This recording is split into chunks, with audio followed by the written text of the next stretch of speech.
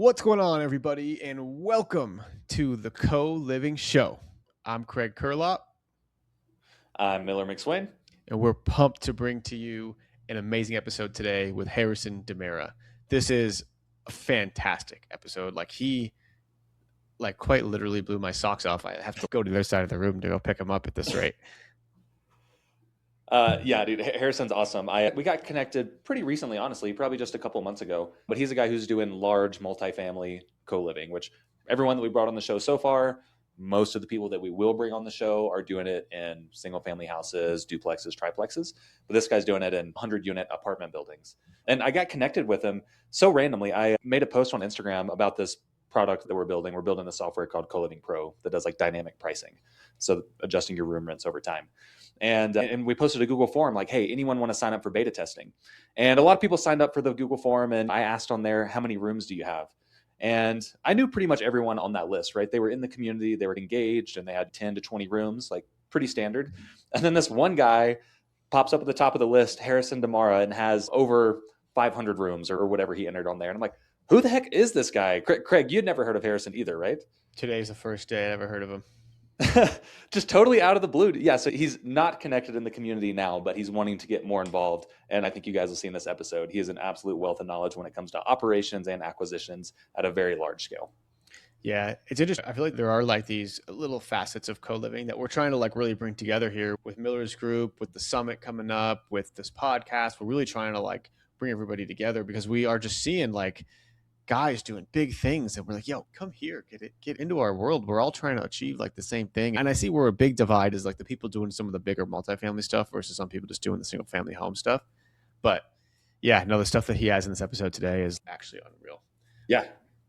Both from a marketing perspective to an operational perspective. We talked a little bit about acquisitions, what unit compositions make sense, some fun stories. For sure, you'll want to get right in. But before we get into the show, we want to do a question from the community. So if you're not already in the Co-Living Cash Grow group on Facebook, what the heck are you doing? But go join the group and interact and ask questions on there. We'll pull one every week and maybe get your question answered. So we got a question here from Miller. Yeah. Hey, this is my good friend Jeannie. Hey, Okay. Jeannie, how you doing? Glad to pull your question in here into the show. Awesome. So Jeannie Zozo Brado. Maybe I said that right. I've never said her last name. I wasn't going to take a stab at it if you noticed. So good on you. Yeah, I was like, you just said Jeannie. Come on. Jeannie Zozo Brado. I actually love saying that last name. Okay. Anyway, so she's asking, hello, I just purchased my first co-living property. I am looking at indoor and outdoor security cameras. I am looking at Wise. Any suggestions on which cameras are best? Side note, also looking for carbon monoxide detectors, smoke detectors, and smart AC controls. So she's wanting to smartify her house.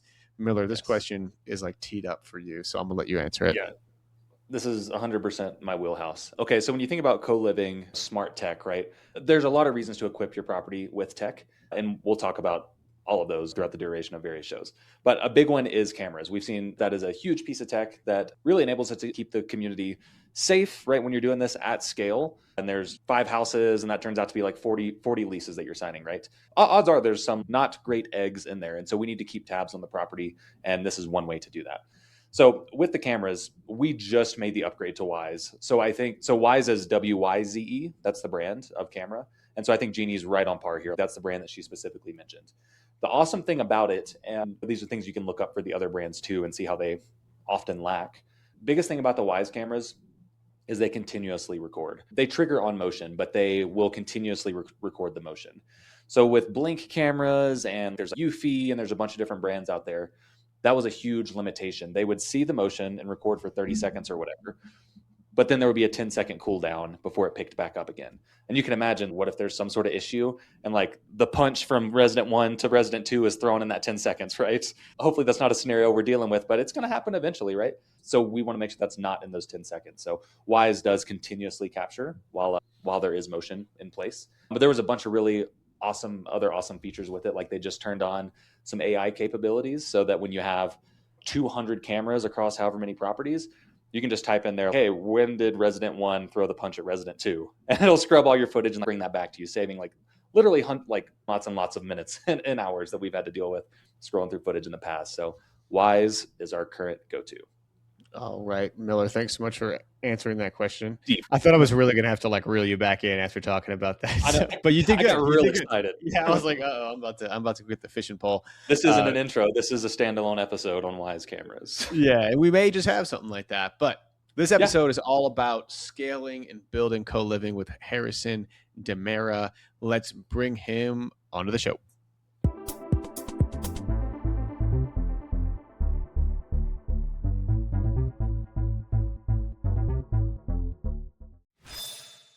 Harrison DeMaira, welcome to the show, my friend. How you doing today, man? Everything is great. How are you all? We are fantastic. You're coming from us from a glorious place. Is that right? Yes, I am calling in from Nashville. Some people maybe call it the Music City, but where I'm reaching you is actually from one of our maintenance closets on site to get a little bit of privacy. So pardon any background noise. That's the life as an operator. There we go. And we're going to be Yeah. diving deep into operations today, which I'm super pumped for. Harrison, are you okay? Just you have a maintenance closet. Is this like in a house or do you have a building? So this is a multifamily project that we manage with one of my companies, Visual Property Management. It's actually a converted hotel. It's 108 apartments plus some light amenities and a pool, which is crucial in those Nashville summers. Cool. And is this co-living? No, so these are furnished hotel rooms. So they're all studios, 108 studios, about 10 minutes from downtown Nashville.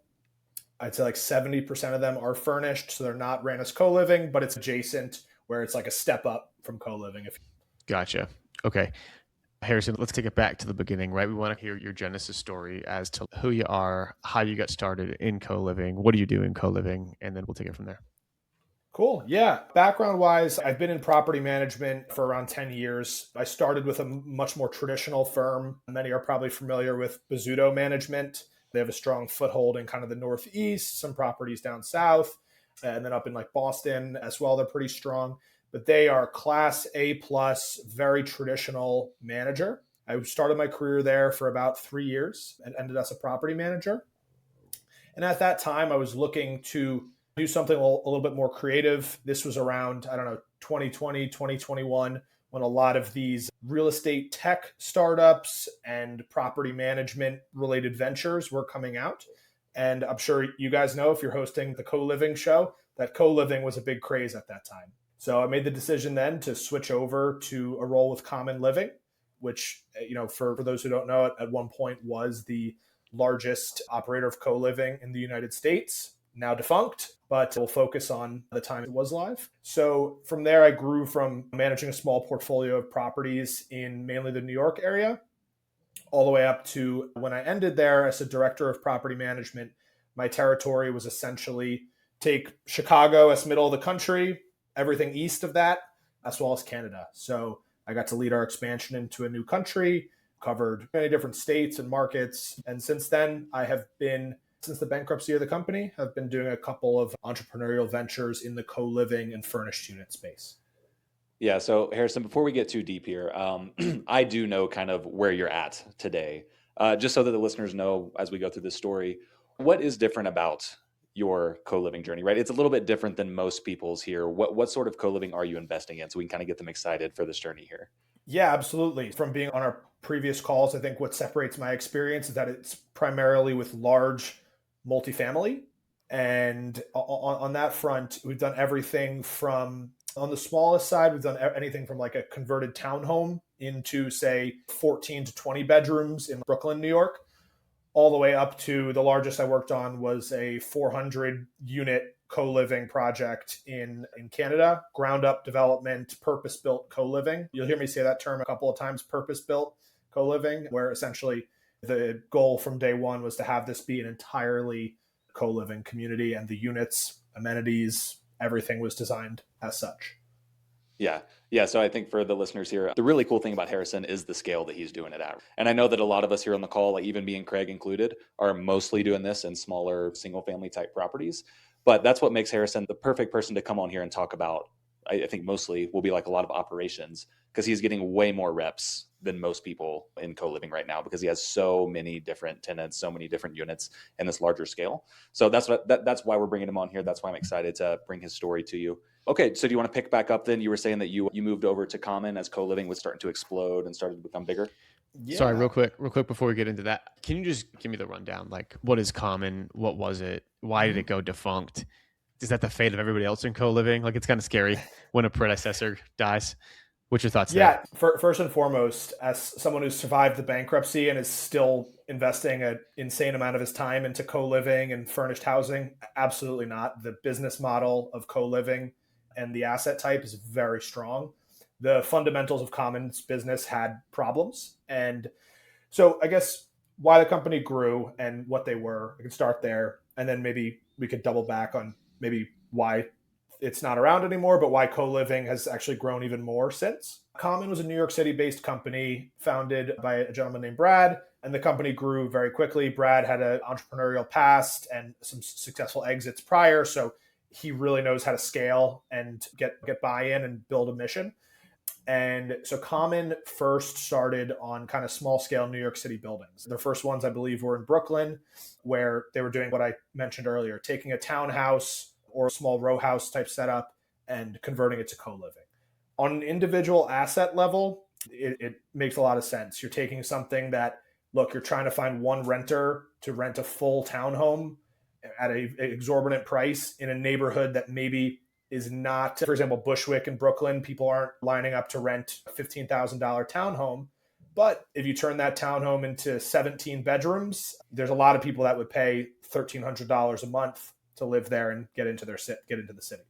So Common started with that and grew very quickly because the model was exciting. They raised a lot of money. At that time, you guys probably know venture capital money was very accessible, and there was a lot of people investing into real estate technology.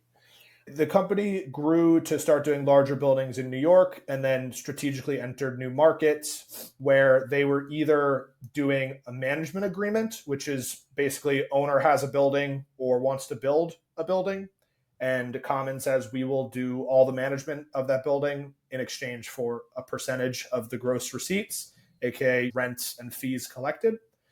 But that is a good point to pause, actually, because on the management agreement side, it sounds great. You don't have a lot of risk. You're just collecting a percentage of the income received.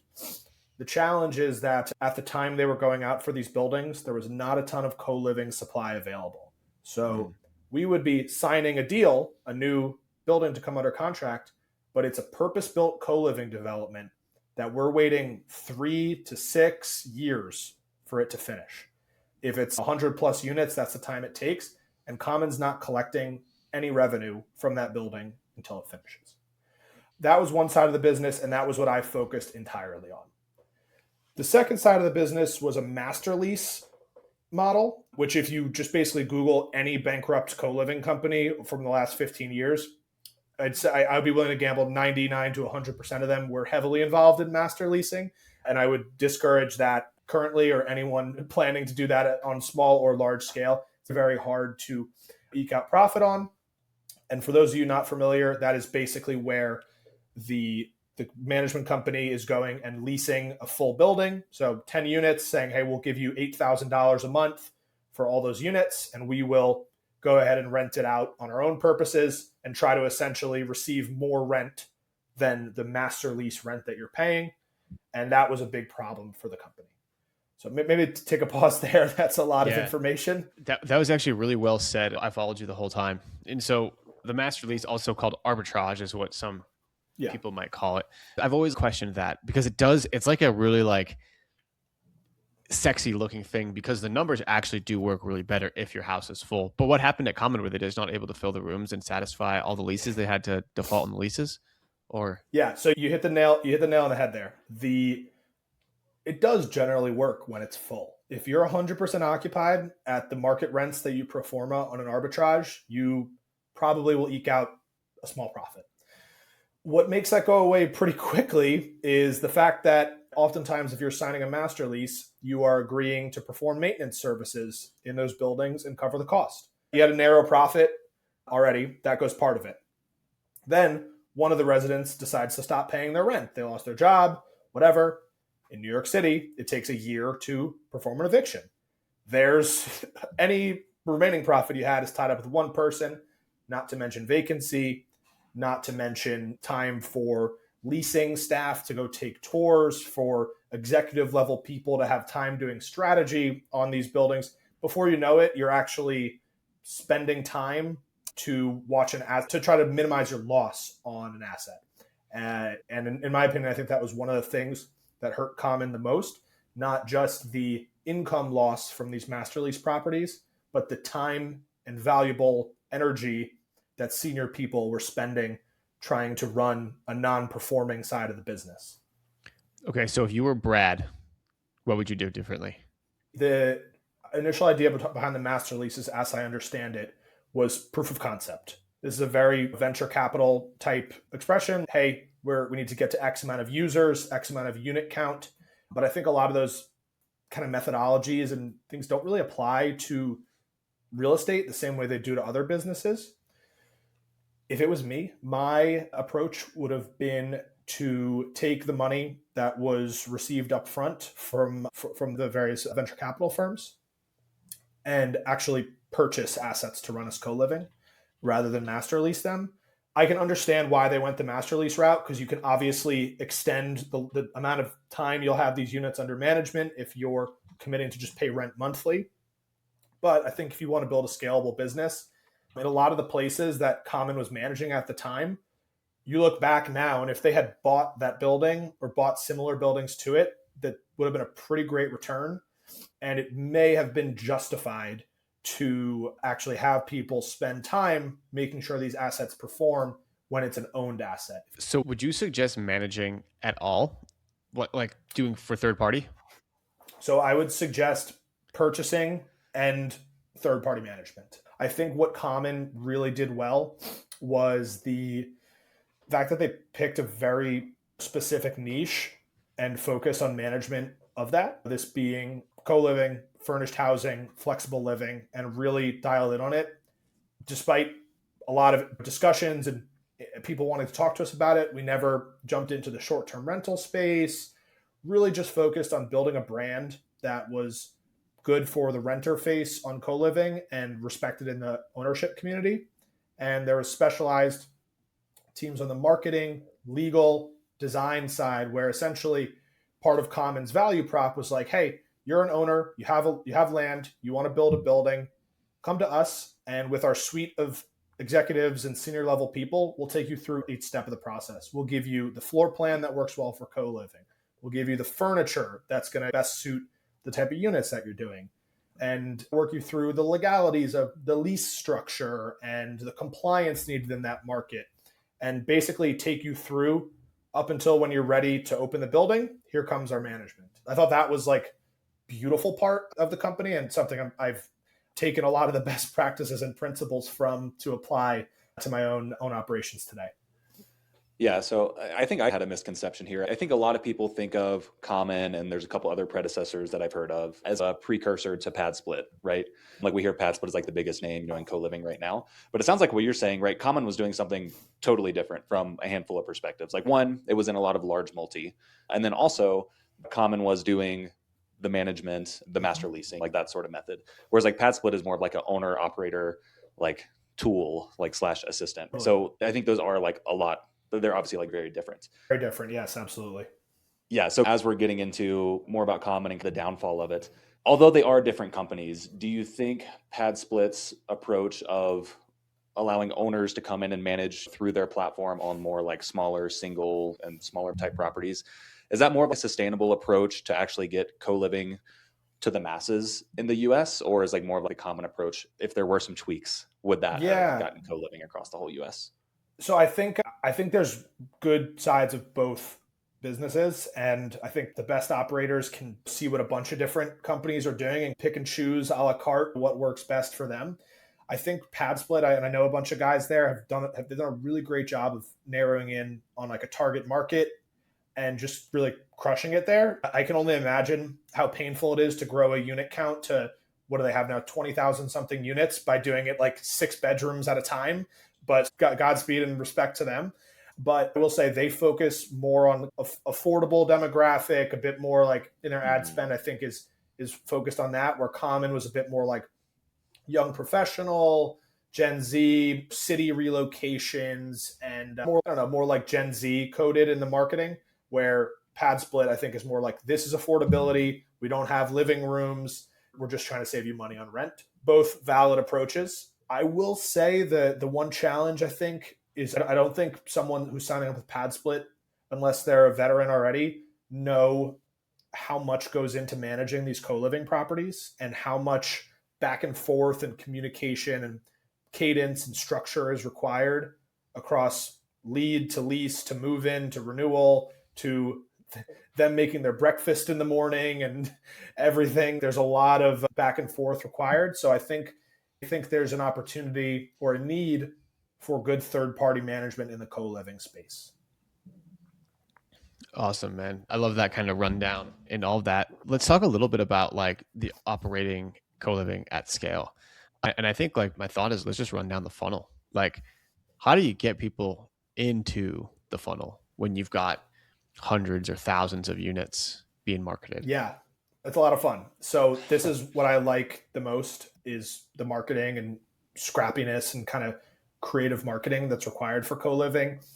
If you own a house for co-living or a large multifamily and think that you can just do a photo shoot, throw it up on apartments.com and Zillow and have your building full within the time frame you set in your pro forma, you're dreaming. It is a very hands-on marketing strategy-wise, leasing strategy-wise, follow-up, collaboration. So I guess starting with how we get people in, whether it's a large multi or some of the smaller, like I work on projects as small as 15, 20 units to as large as several hundred. Either way, it's the same thing. It's just the amount you spend on marketing is different. You want to start with local outreach, which is looking at where do your potential renters work, go to school, intern, etc. in the market, be that hospitals, trade schools. We have a partnership with hotels in our area because they have seasonal workers come in to work in various roles for them. Start with a local outreach, and that does not mean go on ChatGPT and type in what is a good partnership for co-living in this area. That means like going on LinkedIn, finding the person's contact, walking into the front door of the hotel, picking up the phone, and being persistent. So I think that's a big differentiator for us is few people are even willing to do that. That's outreach. The second is you have to have really strong digital marketing. So on the outreach piece there, Harrison, so it sounds like someone does need to know their own market, right? To know which businesses they should be reaching out to that might have the sort of worker that would be one who rents a room. But once you've identified maybe some of those businesses that have a lot of folks who would want to rent rooms, are you actually the one that's like walking in and forming a relationship with the manager, or how much of this is done in person and who is doing that versus doing it online with a phone call or a Zoom or something like that? Yeah, so thankfully these projects and our management across the two companies has gotten to a scale where we have a functional team. Still have a lot of work to do, but we have resources. So it's a mixture of myself, our partners, and boots on the ground team as well. In person is the way to go, in my opinion. People are just bombarded by spam and marketing emails. And I think someone only has so much energy to dedicate to things in a day. They'll probably pay attention to the person that's physically in front of their face. It's not a guarantee, and the rejections are a bit more awkward, but I've learned to just become agnostic to the result of it. You know, that outreach is still worth it regardless. Yeah. So I will say from my side, I have taken a failed approach to what you're talking about. I did take that kind of ChatGPT blanket shotgun sort of approach with trying to find employers who would, shuffle folks our way. I think even, I put some of my own inputs because I know the market, as far as which businesses to reach out to. But yeah, I generated a list also from ChatGPT of businesses. It grabbed their like phone numbers and emails, and I just blasted everyone for like 2 weeks, and pretty close to zero responses, but definitely zero that did follow up with me. Right. Like you said, that they're definitely wading through a lot of junk in their inboxes and all that. So if I were to have gone into some of those businesses, I think I would have had a lot higher odds. So if someone is going into one of these businesses and developing these relationships, are you actually compensating the employer in some sort of way for sending leads your way? Or is there like some sort of other understanding that's going on? So we go about it in a couple different ways. I wish there was like a blanket answer that worked there, but it's very case by case. So we like to identify who we're going to reach out to based on who's already applying to our buildings. I personally review every single application that comes in because I literally just like to see who's the name on their pay stub. And a lot of times I'm like, we've had 4 pay stubs from this employer. I don't even know what this company is. Look them up, do some more research. And before you know it, I'm like, wow, they hire interns twice a year that need 6-month leases and are earning $32 an hour. This is like exactly our demographic. And so we'll reach out from there. When I find the HR person, it depends who I get in contact, I'll say. For example, a large business owner, if we're talking to the CEO of like a construction company that brings project managers in quarterly, they're not going to care about any gift card incentive I can give them. It's not even going to be worth their time. But if I'm talking to an HR administrative person for a small hotel in the area, it might be very attractive to them if they got a $100 gift card for every person that signed a lease with us. So we take it case by case with that. We do compensate them with free cookies and donuts or lunch or whatever we can do, bring it in their office and be friendly. Yeah. By the way, guys, if you want to figure out some creative things like Harrison's talking about, talk to some wholesalers, right? Wholesalers know all of these tips and tricks about sending the donuts or like sending the pizza and doing creative things to get people's attention. That's like a lot of the tactics I think Harrison uses are pretty aligned with the wholesalers in that way. Yep. Okay, 2 questions now. On the donuts and pizza side, do you do that in the beginning? Like, do you walk into a place with some donuts and be like, yo, we got donuts? Like, who wants to, or is that kind of like after Donuts and rooms? Things are. So in a perfect world, ideally, I will have already known who I'm trying to speak to and do that. That has not always been the case. And occasionally I've been said, hey, they're not even here. Sorry. And then I'm walking out back onto the street with a thing of donuts, bagels, pizza, whatever. But the good news is there's always someone willing to eat. And our team has gotten a couple of those failed gifts before. But I think it's good to just make the effort. And I think it means a lot to the team on site when we're willing to try to at like the ownership level, like really get in there and be scrappy and do things to help get them more leasing commissions. Yeah, I love that. Are you furnishing all of the rooms like for the 6-month intern guys or whatever? Yes. Everything co-living is fully furnished. On some of the micro studios, they are unfurnished, but more and more I'm seeing demand shift that people want furnished. Okay. Do you kind of have a framework for thinking about that, or is it market specific? Like if someone's wondering about their market and whether they should furnish or not, is your answer, yes, you should always furnish, or is there some sort of framework to look at that from? My perspective on it, and I've heard others, for co-living is it should always be furnished. I think about just like friction in these buildings. There's between residents and staff and residents. There's always going to be a natural level of friction in these units, and someone bringing in their own furniture to the living room and moving in and out and leaving a mess. And hey, I don't like this art that this person hung up on the wall. It just is creating like an unnecessary friction layer in my mind that I could easily see and have seen happen in buildings that we've taken over. So then maybe we should break this down a little bit. We're getting into nitty gritty operational type stuff today. We're going a little detailed. So whenever we think about furnishing, I'm often thinking about it as like common spaces, furnished or unfurnished, and then bedrooms as furnished or unfurnished. So it sounds like you're talking about a lot of friction that could occur in common spaces if common spaces weren't furnished, right? Yeah, someone bringing in a couch, now there's 2 couches, now there's 4 TVs, now someone's hanging art that people don't like. What do you think about the bedroom furnishing side specifically? So for the common spaces, us furnishing it solves the resident versus resident friction. For the bedroom, us furnishing it solves a lot of resident versus staff friction or staff versus staff friction. You guys know turnover in these buildings is high. It's much higher than any standard multifamily. And our team that we're hiring to run these buildings is often from standard multifamily. So to get their buy-in on working with this and dealing with it, a big selling point often is, look, man, you're coming from a building where when someone was moving out of a 3-bed, 2-bath luxury building, you got to paint, you got to redo a bunch of stuff in terms of appliances. You have to do caulking in the bathroom. It's like a really in-depth turn. When someone moves out of a furnished co-living bedroom, he's going in, he's taking the mattress pad off, making sure it's not a disaster, quick clean, 5-10 minutes, or we're even sending a housekeeper, and they can move in the next day. There's obviously exceptions to that rule, but for the most part, that's like a huge selling point. And you guys know the time that stuff gets damaged the most is move in and move out, scuffing walls, damaging floors, etc.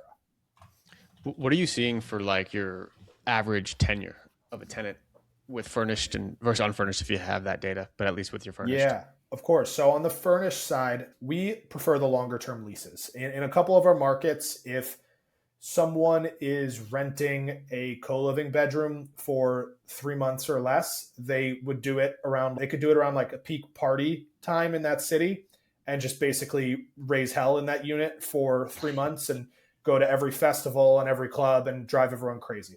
The longer term leases are better for us. So the way we set up our marketing is we always offer a concession on 12 months or longer. Even if we're like fully occupied, we'll boost the gross rent and still offer that concession so that we can advertise a teaser rate. And if someone comes in and says, hey, I want to stay 6 months, we can often upsell them to the longer term because they want to get that deal. And it's better for us if they stay around, they know the people, it's more familiarity. Like I said, every move in and move out is an opportunity for friction in the unit. So the longer people stay, the better. But long way to say our average stay is around 9 months. Okay, that's good to know. And then do you deal with like furniture breaking, people like stuff like that? Or are these just like of course fallacies in my head? Yeah. No, and all the time. And who's like responsible for a bed breaks or whatever? Yeah. One thing, the last time Miller and I caught up was I was mentioning how we try to have an SOP, standard operating procedure, for the 15 most common things that will happen in the property. And that the team should know by heart. And if they don't, they should be able to easily reference where it is. And then everything that happens outside of those, we try to just use good decision making and make the right and ethical decision for our team, the residents, and the owner. But with regards to furniture, what we do for that one is we identify where it was broken. If it's in their bedroom, they're almost always going to be charged to replace it. If it's in the living room, this is a tough one. And this is, again, friction. We will often, if someone doesn't admit to it, very rarely does that happen, we will send an email to the suite and say, hey, look, in our cleaning team walkthrough, they noticed that the couch now has a huge red wine stain. Please note that some arbitrary date a week from today, a charge of blank will be evenly spread amongst all 5 rooms for this damage. Almost without fail, the person, generally they feel guilty and they do the right thing and say, hey, sorry about that. It was me. We've all spilt red wine before. Like, it's okay. And we're not going to upcharge them and, be unethical there. We're going to charge back the cost of what it takes to make it to look nice again. And if we can do it ourselves and fix it ourselves, we're not going to charge them for it. In the few times that someone doesn't fess up, yeah, it's a pain in the neck, and we treat that on a case by case. But oftentimes the charge just sits on their ledger and we take it out of their security deposit. With the bedroom, the only other thing we'll consider is, look, sometimes these bed frames, we've started to buy better bed frames because the like Amazon kind of metal ones, if someone's like myself over 200 pounds, it's just going to break eventually. And it became, of course, it breaks in the middle of the night on a weekend and the person wants to leave a negative review because they had to sleep on the floor, that kind of thing. So we've upgraded those. But look, if that bed frame has been there for 3 years, maybe we cut them a break and try to fix it ourselves or just take care of them. I love it. I love that perspective, and it's got me thinking, because we historically have not furnished bedrooms, but maybe that is a thing that we consider. Just going back to the procurement of tenants, you mentioned the relationships with employers and other people nearby. I'm sure you do that. I'm sure you do the obvious stuff. We're listing it on all the obvious websites because that's easy enough to do. Is there any other secret hacks that you have? Because I think that's where a lot of people's troubles are right now, is actually just getting rooms filled. Yeah, absolutely. It's funny, like, none of this stuff is rocket science, but it's all kind of a pain to do. Oh yeah, I see. Good plug. Did you pay him, Miller? It's not rocket. The one of our biggest lead generators is signage. It sounds outdated, Really? like who still does that? But we buy hundreds of those like silly signs you'd see on the side of the road. We buy junk cars and need power washing with a QR code. We do them a little bit better. We'll do cheeky little ones that say rent too high question mark with a QR code, or looking for a roommate and a nice picture. We do clever ones, but they're very low cost and they get a lot of attention. And our properties are typically not, how do I say this in a polite way? We're not going to get drive-by and walk-by traffic in the neighborhoods our properties are in. They're typically like 5 to 15 minutes outside of like the place that everyone wants to be. Like in New York, we're in East Harlem. Most of our residents work in Midtown Manhattan. In Miami, we're in Little Havana. Most of our residents work in Brickell or at Jackson Medical Center. The beautiful thing about signage is we can go put our signage where they are or where we assume they are. So our maintenance guy will drive me around, or our leasing agent will drive me around. I'll sit in the passenger seat with them on my lap, jump out at the light and stick it in the ground. Those have been beautiful for us. Yeah, so I know earlier you were mentioning that you like to get kind of like scrappy and creative on the marketing side. This kind of sounds like one of those. I wonder if you've heard of this though. So one of our buddies, Dave Edwards, was telling us that he was either going to start doing this or did start doing this in Houston, putting up these like stencils at bus stops and then power washing the stencils. Yep. So that on the sidewalk, you're like imprinting a QR code, or on the wall of a building, like in New York. I have seen those and tried to do it. Yeah. So in certain cities, you can get fined pretty heavily for doing that. Again, it's one of those things where like the risk of enforcement is pretty low. And then if you do get caught and it brought you 5 leads and you pay a violation, it's just a cost of doing business. Those are really fun, and we do want to do it. You can either power wash or use like a spray paint that will brush off with the rain next time it rains, and those are great. Yeah, so since you are kind of operating co-living a little bit differently, I'm just curious, do reviews come into play at all? Like when you're actually building a brand in a market, right? Like a lot of smaller co-living operators have a house or two, so there's no like giant brand in the market. But in the markets that you're in, are people like, oh, that's Edico Management's building, or whatever the case is called, and are there like reviews attached to that at that scale? Definitely, reviews are really important to us. So the way I think about reviews is the same way I think about like Instagram. I don't think anyone makes the decision of where they're going to lease based on the Instagram profile or based on the reviews. I think they decide where they want to live, and before signing the lease or before filling out an application, they check those things. And if your reviews are terrible or non-existent, that's a problem. That also can go even further to try to make sure your current residents are really happy, because our easiest tours that I've even taken myself are when you bring someone in, the roommate happens to be home, and they're like welcoming and said, oh, like you're looking at this room. Yeah, I've been here for 2 years. It's good. Our maintenance guy is super helpful. That just nails the tour. So part of what we do is really try to know our residents. Like we should know them, know their names, know who's in the unit. We should know how long they've been there. And we incentivize referrals. So each referral, they earn $250, and the incoming person also receives $250 to keep that goodwill going. And that's the best review you could get, is someone being willing to bring their friend or coworker in to live with you. Love that. Do you have, out of these, so last thing for me here, Craig, from these lead sources, do you have one that you think produces the highest quality lead, right? So some may bring more quantity, but where are your best residents coming from your funnels? For us, it's going to be resident referrals is the top one, but that's a little bit less impactful, because if you're just starting from scratch or you only have 5 residents, that's clearly not going to be enough. The one that is actually realistic and attainable, I'd say, is Facebook Marketplace. You hit on something really crucial with the quality versus quantity.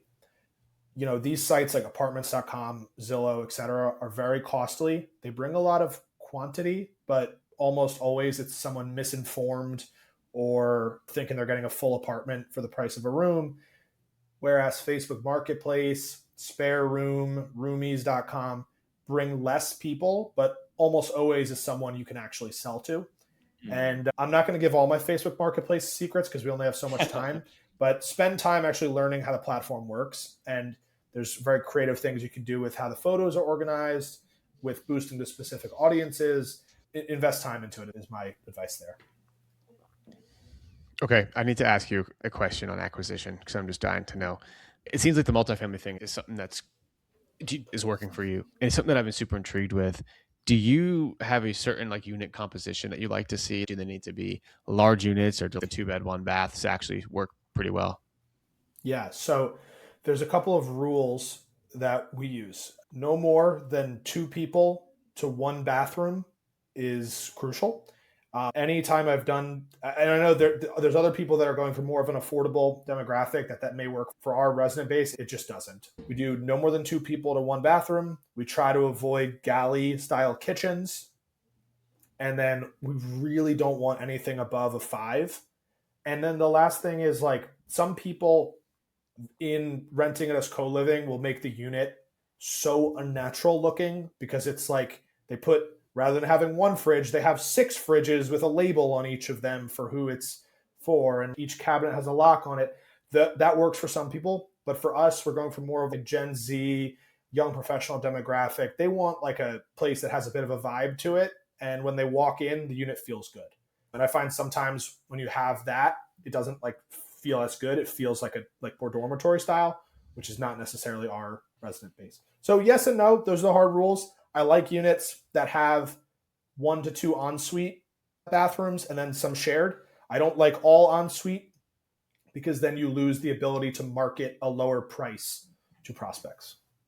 So you're saying like the two bed, one baths. That I mean, effectively that does do okay, or would you kind of like steer So let me this? actually, I forgot on that. I Yeah. don't like 2 bedrooms Okay. because we do everything first come, first serve. We don't do gender assignment. We don't do roommate matching. Every time I've tried to do it in the past or buildings have tried to do it, it just becomes a source of vacancy and another source of friction. And 2 bedrooms, you lose the kind of like social equilibrium that happens where like 4 or 5 people or even 3 people, if one person is acting up or not behaving right in the unit, if there's 5 people, it kind of tends to correct itself. If it's one on one, you're putting that person in a pretty awkward position, especially if it's like a younger and older person, male, female, etc. Like, I just really don't like the kind of social dynamic that presents. That makes Yeah, perfect I sense. think we've kind of seen something similar there, Harrison. Yeah, we really don't see the community start to take off until we hit around Yeah. five folks, right? Like if we purchase a new property, not until we hit that 5, 6, 7 like type mark as far as filling the rooms up. It's yeah, no one's talking in the group chats, no one's participating in a community event or whatever the case is until you kind of get that critical mass. I think because once you get 5 people, then it's like there's pretty good odds that this guy in the house out of the other four, he probably jives like pretty good with one other guy in the house. But when you have like Yep. 2, 3, your odds aren't so hot. Yep. And that's when you see the most lease breaks and vacancy and review problems. And people don't want to be in an awkward situation. And we don't want them to be either. Yeah, Harrison, I've got a question about your team. What does your team look like today? How many employees do you have, and what does like your org structure look like? Yeah, so for visual property management, right now we have around 550 units under management, which is across 4 buildings. And there, each building is fully staffed. So we have an on-site property manager. Depending on the size, they actually all of them now have on-site leasing staff as well. Some of which we supplement with part-time leasing and marketing interns that work for the property as well, which is a great way to save operating costs. And then they'll have full-time maintenance as well, potentially supplemented by a part-time person for turns. And then at the corporate level, we have various resources out of our kind of main office. We have a director of ops. We have some other supplementary roles. And then the last most important piece of what we've been building there is an offshore kind of quality control department. So essentially, we've built about 10 people offshore where they do various things from like camera monitoring, marketing audits across all of our platforms to make sure that the phone number works on the website and that the photos are correct, which gets messed up all the time. They do like lease audits to make sure the lease was signed properly, because in New York City, if you sign a lease with a typo, good luck evicting that person, and so on and so forth, as well as like various project-based things. And then for Etico management, there we're focused on buildings that are a little bit smaller, more in like the 8 to 50 to, we have one that's 66, kind of smaller units. And so there we kind of share staff across a bunch of different buildings. We have full-time like property manager and leasing person, another part-time property and leasing person, a couple remote folks, and then full-time maintenance. That one, like ownership of the company is very heavily involved. And we still get on the phone with tenants and really work through all those issues and are very involved. Yeah. So Harrison, you mentioned a couple of lower cost labor type options. You mentioned interns and remote or offshore Yep. or international type help. When you're thinking about those two buckets of potential employees or workers, how are you deciding what to shift to someone like, I guess, US based that's an intern and cheaper versus someone who is more developed in their career or whatever, but they're cheaper because they're offshore? Totally. Where your question is actually how we arrived at this idea. There's certain positions in property management that we think experience drives a ton of value and pays for itself. I think having an on-site property manager who really knows her stuff and any situation that comes up, confident to handle it and just knows conflict resolution, knows industry compliance, like that pays for itself and it's always worth to pay market or above for. On the leasing side, where it is primarily sales, smiling, friendly face, and some basic follow-up skills, we actually found that our better performing team members were the people with the least experience. Because again, not rocket science, it's showing an apartment in an expensive city where housing costs are high, people want to save money on rent. We think that if someone has too much experience in leasing, a lot of times they have misconceptions, they have baggage and brain damage from being in the industry for too long. Someone coming in fresh, we can mold them, show them how we want things done, and really set them up for success and through our methods. The only thing I'd caution is that if you don't have SOPs and training and good people to show them how to do things, it's not going to work. Same with interns or offshore. They're going to need more training than a person with 10 years of leasing experience. So you can just drop into the email account and say, go get them. But we think it pays for itself when you're saving 10, 15 plus an hour. Yeah. So when you have someone given that tour who's less experienced, are you trying to set what I want to know is what sort of like vibe is this person who's like giving a tour or like kind of doing some of these upfront sales, kind of what sort of vibe are they relaying, right? Because I think we are dealing with a different demographic than most salesmen would be pitching to, Yep. right? We're probably pitching to younger, type folks and all that. Are they kind of trying to be informal to fit in with, today's times and all that? Or is it more of like a formal, maybe they're not super experienced, but they're still being formal? So obviously always professional, shaking hands, professional greeting, formatted follow-ups that are very professional and organized. But I say this to a lot of people when teaching them how to sell co-living, because I think it's one of the things I do best is teach on leasing and marketing. You got to make it fun. If you make the co-living experience scary and serious and dorm and rules and tell them all these regulations, and it's just not going to work. It has to be fun. You have to tell them, oh, you're going to meet people here. We do this event. You've got this cool access controlled lock. Your cleaning gets done weekly, so the place is going to be clean for you. You can move in and only have to bring your stuff. Like, highlight the good parts and make it fun and youthful as opposed to like rigid. And where we felt like the younger folks, particularly on the intern side, could make that more fun because oftentimes they're either living in a dorm themselves, so they're doing another form of co-living, or they just got out of it, so they're very familiar with it. I love it, man. Okay, I've got some questions because I know you're handling some bigger assets and stuff like that. Do like city regulations and zoning restrictions apply with like unrelated people living in a unit and all that kind of stuff? And how do you figure out where to go with that? Yeah, what's interesting is we are seeing, I really nerd out on this stuff. I drive my wife crazy, like talking about co-living zoning and We all do. SRO legislation coming out. Yeah, I'm sure you guys can relate. But in some of the cities we operate in, it's becoming much more commonplace. It's been a gray area historically, and there are different things you have to do to get around it. Like in New York City, for example, you can't lease a bedroom as it stands currently, unless it's one of the SROs that is grandfathered in from the 40s and looks like it still is in the 40s. You're not legally allowed to rent a bedroom. So there's a very complicated structure where essentially you're doing a ton of like roommate add and subtract addendums for each lease. It's very painful. And so it requires, this is where I'm saying, like, having a property manager who's experienced and can understand how this kind of layers together pays for itself. Other places like Miami, it's not as regulated. There is a use for it. It's not citywide, but you're starting to see, like, New York City just introduced a new potential SRO bill, which could be introduced formally very soon as a way to convert office. Miami is introducing a co-living bill to go across the whole city. I do think people and politicians are becoming aware of it. And my hope is that they see the good side of co-living. That is, this is a viable asset class, providing more affordable and flexible living for the city's residents, and not the bad side of people operating it poorly. Yeah. Okay. So let's hop into some more details there. So a lot of people are trying to figure out how to get around or whatever, find some way to work with the existing regulations so that we can offer this sort of product and help solve housing affordability. So I've never heard of the solution that you're using, right? Like, we do hear a lot about membership agreements. We're hearing a lot about membership agreements as a potential way to navigate some of those occupancy rules. But you're talking about having a single lease for a unit and just addendums when people come in, and then removing them, and then adding the next person, removing them. Is that kind of the method? And has that been proven in court or anything like that? How successful has that been?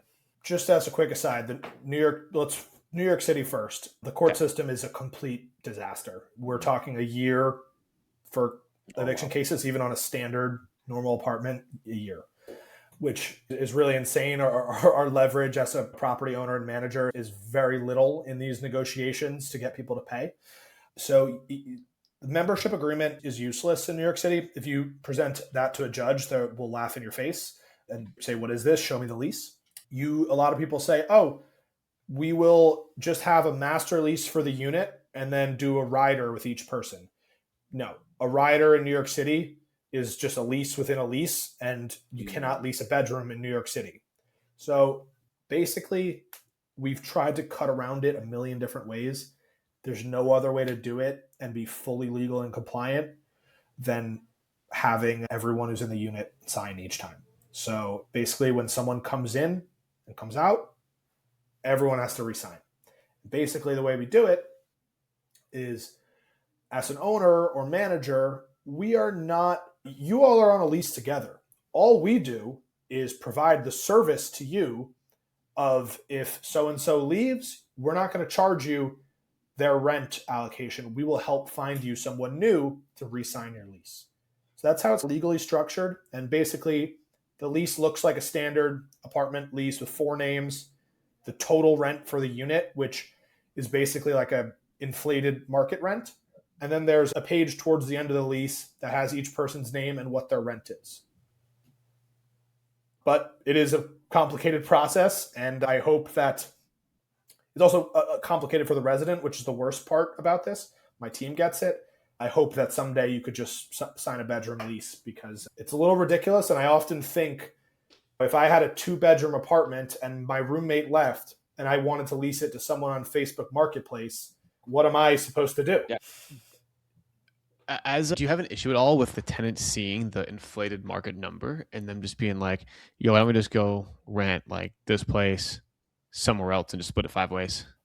Yeah. So the second part, we don't have an issue, because there's not a lot of 4+ bedrooms even in New York City. Oh. So they just don't really have a lot of options. There's even less that are furnished, and then there's even less that are furnished and will not make you sign on. Will not basically hold you accountable for everyone in the unit's rent. So we haven't had that. We certainly have had a lot of people be like, "Whoa, this lease is 161 pages. What is going on here? Whoa. Why is the rent say $11,000? Of course, we have that almost every time. So we've operationalized it. We've created kind of a tutorial for the team to handle those questions. They're going to ask this, respond with this, and work through from there. Gotcha. Everything is an operation is what I'm getting at, is what we're getting at here. Okay, final question, Harrison, before we get into the final part of the show. We could talk to you for hours, bro. So much knowledge. But so for investors that are looking to scale beyond the 1 or 2 properties, what operational foundation do you feel needs to be set first? Yeah, so it's a really great question. For me, I think the most important thing is leasing and marketing in all of these buildings. I always say, coming from my third-party management background, If your building is 95+% occupied, collections look good, the owner's not bugging you. They have no questions. They'll join their weekly call, update with you, 5 minutes. Okay, cool. We're 96.5% occupied. Our available units are renting for what? Cool. Thank you very much. Have a nice day. They're not questioning how much bonus the on-site staff is getting. They're not questioning every OpEx item. They're not coming by and nitpicking at the property. If you're leasing well and you're marketed well, it solves all your problems. I think a lot of people don't put systems in place to handle that early enough because it only gets harder when you have more units. You need to have a system for every site that you're going to advertise on to make sure the listing is always updated, accurate, and showing the right photos, price, phone number. Miller, I think we've talked about this a couple of times with the tool you're working on, how important it is to have your marketing tie out to the reality of what you're offering. And a lot of these sites require you to renew it every certain amount of days, update. If you want to boost it again, you have to do it every certain amount of days.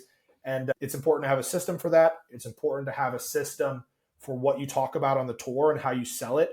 You'd be shocked how many times I secret shop a competitor in co-living and they don't even mention the fact that all of your utilities are included, your internet's included, and here's an estimated cost of how much the furniture would cost you to buy on your own, and demonstrate all of those savings from co-living. So you need a good leasing and sales process. And that caters down to application, lease signing, and move-in.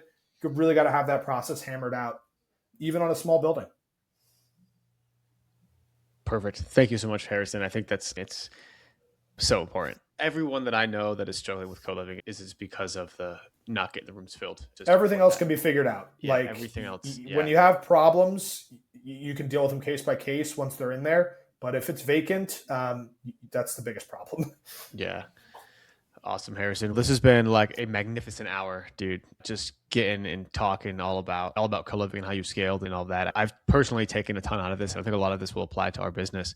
But it's time to head into the final part of the show, which is the big three. The big three. The big three. And we do it super awkward like that because that's how we're supposed to do it. It's the early stages of the pod. We'll get better. Yeah. And it doesn't need to be polished. Polish is lame. Yeah. Nail polish is for girls. All right. So here we're doing everything unpolished, including our very first question here, which is, Harrison, what separates co-living operators who scale successfully, like you have done, from those who stall out after one property or two properties? Yep. I think if any of my partners or friends listen to this call, they'll probably roll their eyes, but I'm going to say patience and persistence are really key with co-living. Literally nothing about the process from advertisement to touring to move in to move out is smooth, but you have to be patient to hold out for the rents that you need and get the right quality resident in the building. And you have to be persistent to find them and not give up.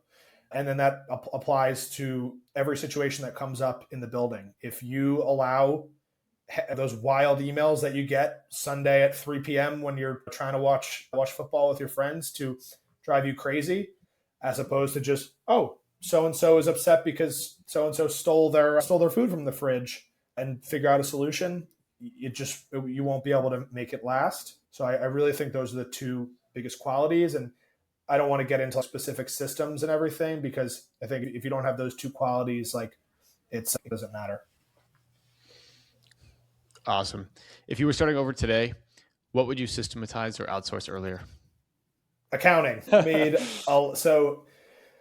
When you have one property, it's hey, let's just use a Google Sheet. No problem. Whatever. And then you go, yeah, let's do QuickBooks. It'll be a little easier. We could just snap a receipt on our phone. And then it's, why are we accepting Zelle and recording payments manually on a Google Sheet? Let's go to a property management software. And what you don't realize is all of the work you've done over the last year of these half-baked systems have set you back immensely in doing it right.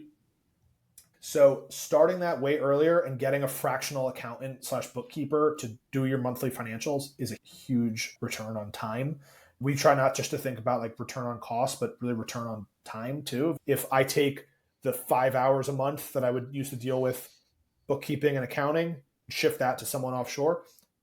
Those 5 hours of energy and attention that I have are shifted into growing the business and making better operational processes. Do you hire that bookkeeper and train them in-house, or especially with co-living kind of being a bit unique, or do you just go find an accounting firm? So it's very hard in both of the big city markets that we're in to afford accounting personnel. You're looking at, mid six-figure salaries for a controller level person, and even for like a bookkeeper kind of, bookkeeper type accountant, entry level, mid level, you're paying 80, 85K. So we actually use a firm across all the properties because they kind of have all of those roles internally, and we don't really need someone full time. But it's actually, the accounting goes more to like all the systems have to tie together: the bank accounts, the property management software, the chart of accounts in QuickBooks. And if you half bake it to be quick early on, it's immensely hard, or it becomes immensely harder to fix it later. And so I'd like to save anyone who's starting now the brain damage that I went through in fixing a lot of stuff. We just went through all that brain damage, and So admittedly, there might have been some things that were like, you know what? It's close enough. I'll just lose the $200 or $300 to just call this good. The amount of things I just said coded to miscellaneous. I can't find that Amazon receipt from some account 4 years ago. It's just, got to get it done. Yeah, 100%. All right. So last question here on the co-living show. So what's one crazy operational story and the lesson that you can relay to the listeners about it? This is another one where my wife could probably guess the story I'm going to tell here, but there's so many of them. That's one of the best parts, in my opinion, about real estate and property management is you get great stories. So you got to take all these things that happen, treat them very seriously, but don't be afraid to laugh and get a little enjoyment out of the scenario too. I was running a co-living project in Astoria, Long Island City area of Queens, large building. And this building is actually the reason I was mentioning I don't like 2 bedrooms for co-living, because we had so many problems in the 2 bedrooms. We actually did an analysis on how many units did not make it their full 12-month lease term. And the 2 bedrooms were like double any other unit type, wow. 3 through 5 bedrooms. So what happened in this particular 2 bedroom is one of the rooms was occupied for a very long time, and it was not a very attractive layout, so we were focusing on leasing other ones in the building. Eventually, we leased it sight unseen to someone. After they moved in, they sent an email informing us that there was an emotional support duck living in that unit. And the emotional support duck wears a diaper and walks around the living room of the 2 bedroom. Affleck. And so you think that's probably the end of the day. Okay, wow, emotional support duck, that's crazy. On that same day that I happened to be visiting the property to just check in on the team, another resident comes downstairs and says, "Has anyone reported a missing snake?" And we're like, "No, are you missing a snake?" And her snake, I guess, shed its skin and got out of its cage, or the cage was unlocked. I don't know. We didn't even know she had a snake, and is somewhere in that building. No one ever reported it missing. She never found it. And our suspicion is that snake went for a little swim in the toilet. And I guess to get to how do we operationalize these 2 insane stories, much tighter screening on pets. And in addition to that, we enforced our cleaning company to do like a weekly checklist on what they see in all the units. This is still something we do now. They actually are held accountable per their contract to report any pets, people, multiple. If it's a unit that's assigned to a male, if they see women's clothing in the unit, we can assume there's another person living there. Full checklist per each unit to tell us what's going on so that we can catch it before the freak out. Yeah, I will say I'm not surprised by your snake story, because we've had the exact same thing happen in one of our houses. Everyone be on the lookout for that one, but I've never heard the duck thing. Fun fact for everybody, the 2 pets that are allowed to be like service animals under like federal regulations are dogs and miniature horses. So a miniature horse can legally be a service animal, but I've never heard about the duck being an Wait. ESA. But Yeah, it was definitely not legal. But now I'm concerned someone's going to bring a miniature horse into one of our units. So thanks for that worry now. Yes, go ahead and pre-build that SOP. Yeah. Wait, cats are not on this list? No, so they can't be service animals. They could be emotional support animals. So like technically just slightly different. Yeah. But on the service animal side, to help with PTSD, or I don't know exactly what that serves, but dogs and miniature horses. Wow. Yeah, it's a shame because I am a big believer and supporter in both of those programs. However, for residential property management, it's become just a way to skirt pet fees, and it's become wildly abused. So there's a couple good softwares like petscreening.com that I'd recommend people look into, but it's really gotten out of control. Awesome. Harrison, great story. I'm just envisioning a duck walking around in a diaper now. It's funny. My wife actually really wants a duck because I hear like when a duck is first born, if you're like the first thing they see, they get imprinted on you, and then they think that like you're its mom, and it just follows you everywhere. So the worst part is it was really cute. Like I was looking at I was gonna say it's probably cute. Like, yeah. Yeah, and maybe gives you an egg once in a while. But all right, Harrison, this again, amazing episode. So much gold that you just dropped for a lot of people here in the past hour. If people want more of you, where can they find you? Where can they reach out? Yeah, absolutely. I have an email that I use for all of my various endeavors, which is hpd@harrisondemeira.com. And then I'm on Instagram too as at Harrison DeMaira. And then both of the company, it's at Visual Property Management and Etico Management. Both have various websites and social media too. But reach out to my email or Instagram and I'll point you in the right direction. Always happy to talk to anyone, any problems they're having at their properties on leasing, management, accounting, whatever. I love kind of sorting through these things. Just reach out to me. I love it. Harrison, thanks so much for coming on. Thanks so much for offering so many different ways for people to reach out. So good to meet you. I can't believe I haven't met you before, but looking forward to someday when we get to meet in person. Absolutely. Thanks, guys. Awesome. We'll talk soon, man.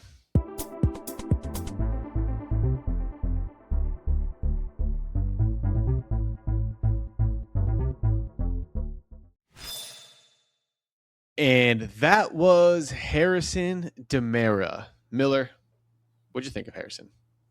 Woo! As always, I'm always so happy to talk to Harrison.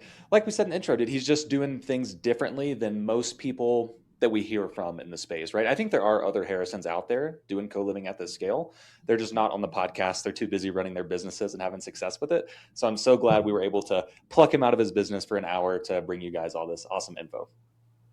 Yeah, I mean, I almost am embarrassed to say that I haven't heard of or seen Harrison before today, but he truly did. Like, I'm not lying. Like, he really impressed me with everything that he's doing with his methodologies of procuring tenants through these. We've had these ideas for a while, but it's just a matter of implementing them, right? With all the employers and all that, I thought was fantastic. That was like a big takeaway. Yeah. And I think that it sounds like Harrison is at this incredible scale, which he is. But I will say, every single thing that he mentioned, I did try to think of it from the lens of having 2 or 3 properties or something like that. And co-living does scale so quickly that I think everything that he said is applicable. He has however many hundreds of rooms. Even once you have 3 properties, you're sitting at 25 rooms or whatever. So I think everything does apply. Even, like you're mentioning, talking to the employers or whatever. Once you have 24 tenants, that there's a good number of potential employers that you can go talk to see if there's other lead sources, right? Or to see if there's other leads for you. It's not just that he's at 100 rooms. You can do this at 20 rooms, 15 rooms, 25 rooms. 100%. 100%. Awesome. Miller, I think it's about that time where we let our people go for the week. If you're not already in the Facebook group, join the Facebook group. That's where we live. That's where we answer questions personally. That's how you interact with us and everybody else in the community. All right. Talk to you guys next week. All right. See you guys.